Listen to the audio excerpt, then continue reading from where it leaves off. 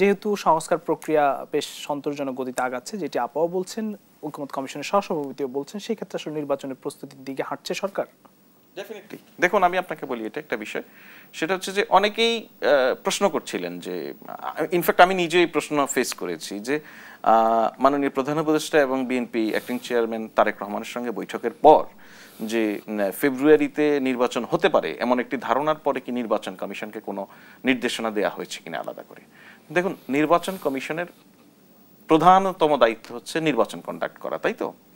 নির্বাচন কমিশনকে নির্বাচন করতে হবে, এটা উনি কাগজে দেখেছেন বিভিন্ন জায়গায়। ওনার তো এই প্রস্তুতিই থাকবে, ওনার তার মানে নির্বাচন কমিশনের তার অন্য কোনো প্রস্তুতি নেই, তার তো অন্য কোনো এঙ্গেজমেন্ট নাই।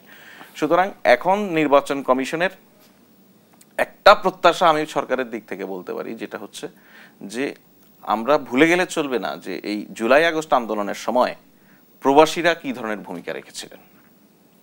রেমিটেন্স শাটডাউনের সময় কিন্তু পলক হাত জোড় করে বলেছে যে আপনারা টাকা পাঠান। তার মানে প্রবাসীদেরকে ভোটে যুক্ত করার একটা প্রবল চেষ্টা সরকারের দিক থেকে। সরকার আন্তরিক, সরকার চাচ্ছে নির্বাচন কমিশনকে এই বিষয়ে প্রয়োজনীয় উদ্যোগ নেওয়ার জন্য আগে থেকেই বলা হচ্ছে। সেটা যদি সম্ভব হয় এটা হবে একটা দুর্দান্ত ঘটনা, এটা একটা ঐতিহাসিক ঘটনা হবে। আদারওয়াইজ নির্বাচন কমিশন তার যে ধরনের একটি নির্বাচন অনুষ্ঠানের জন্য যে ধরনের প্রস্তুতি নিতে হয় সেই ধরনের প্রস্তুতি নির্বাচন কমিশন একটা ইন্ডিপেন্ডেন্ট প্রতিষ্ঠান হিসেবে নিচ্ছে।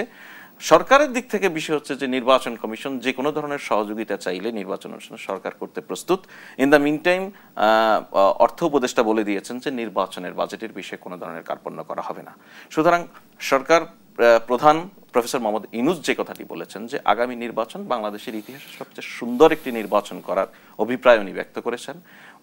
উনি বিশ্বাস করেন একটি সুন্দর নির্বাচন করার জন্য সবচেয়ে বড় স্টেক হোল্ডার হচ্ছে পলিটিক্যাল পার্টিজ, এবং আমি যদি ব্যক্তিগতভাবে বলি পলিটিক্যাল পার্টিগুলির মধ্যে সবচেয়ে বড় স্টেক হোল্ডার হচ্ছে বিএনপি, আপার দল। বিএনপির দিক থেকে যত বেশি সহযোগিতা পাওয়া যাবে সুন্দর শান্তিপূর্ণ নির্বাচনের জন্য বাংলাদেশের ভবিষ্যতের নির্বাচন তত বেশি সুন্দর হবে।